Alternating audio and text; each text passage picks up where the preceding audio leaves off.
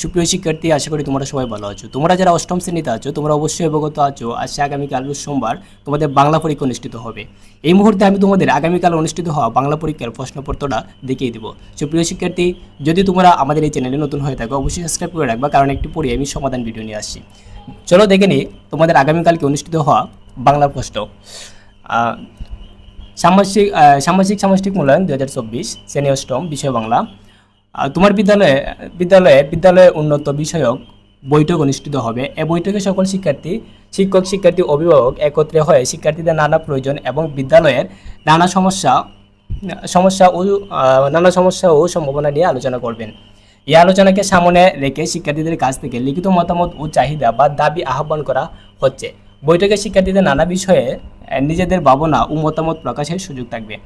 একই দিন বিদ্যালয়ের সকল শিক্ষার্থীদের নিয়ে দেয়াল পত্রিকা উন্মোচন করা হবে। দেয়াল পত্রিকায় প্রকাশের জন্য শিক্ষার্থীদের কাছ থেকে সৃষ্টিশীল লেখা আহ্বান করা হচ্ছে। সুপ্রিয় শিক্ষার্থী, তোমরা দেখো এখন কাজের মধ্যে কি আছে। কাজ ক, জুড়ে আলোচনা করে নিজের কাজগুলো করো। তোমরা একটু কষ্ট করে এই কাজগুলো পড়ে নেবা। একটু পরে আমরা সমাধান ভিডিও নিয়ে আসছি, সেই সমাধান ভিডিওর মধ্যেই তুমি পূর্ণাঙ্গ দেখতে পারবা।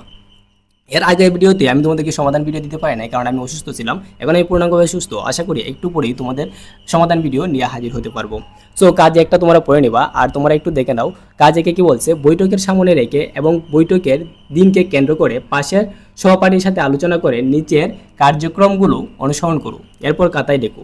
সো নিচের কার্যক্রমগুলো তোমরা একটু পড়ে নিও। আমি একটু স্কিপ করতেছি, তোমরা একটু এগুলা স্ক্রিনশট দিয়ে রেখে নিজের মতো করে পড়ে নিবা।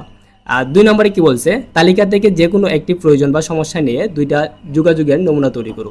তো তালিকায় কি বলছে, নমুনা 2টির একটি হবে মৌখিক যোগাযোগের এবং আরেকটি হবে লিখিত যোগাযোগের। এই নমুনা 2টি হবে তোমার তালিকার যে কোনো 2জন ব্যক্তিকে ঘিরে। তো কি বলছে, নমুনা 2টি তৈরি করে পাশের সহপাঠীর সাহায্য নেওয়া যাবে। সহপাঠীর সাথে কথা বলে তুমি কোন কোন বিষয়ে জানতে পেরেছো তা যোগাযোগের নমুনা লেখার আগে সংক্ষেপে আলাদাভাবে তুলে ধরতে হবে। নমুনার ধরন ও বিষয়বস্তু হুবহুব এক হওয়া যাবে না। তার মানে বুঝতে পারছো, তোমার এবং তোমার সহপাঠীর নমুনার বিষয়বস্তু এক হতে পারবে না। তো আমরা পরের পেজটা দেখি।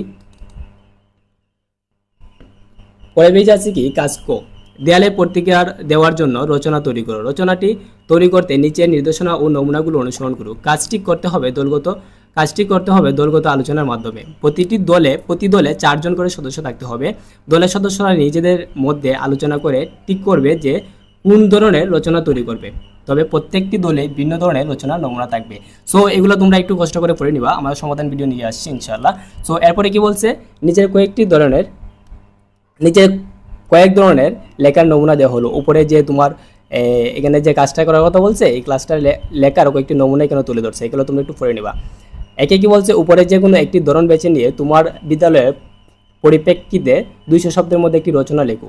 উপরের নমুনা বিষয়গুলোর ছাড়াও নিজ বিদ্যালয়ে যে কোনো বিষয়বস্তু নিয়ে রচনাটি লেখা যাবে। রচনাটি লেখার পর এটি কোনো কেন বিষয়মূলক, বিশ্লেষণমূলক, তথ্যমূলক, কল্পনির্ভর তা পিছনে যুক্তি দাও। কাজগুলোর মধ্যে কি বলছে, তোমার লেখার উপরের রচনার ভিত্তিতে এককভাবে নিচের কাজগুলো করো। সো এগুলো তোমরা একটু করে নিবা। এই ছিল তোমাদের আগামীকালকে অনুষ্ঠিত হওয়া বাংলা পরীক্ষার প্রশ্ন। সো আশা করি তোমরা বুঝতে পারছো। একটু পরে আমাদের সমাধান ভিডিও নিয়ে আসছি। সমাধান ভিডিও সবার আগে পেতে হলে অবশ্যই সাবস্ক্রাইব করে রাখবা, পাশে থাকা বেল বাটনটি অন করে রাখবা। সুপ্রিয় শিক্ষার্থী, বিদায় নিচ্ছি, দেখা হচ্ছে পরবর্তী ভিডিওতে। এর আগ পর্যন্ত ভালো থাকবা, সুস্থ থাকবা। আসসালামু আলাইকুম।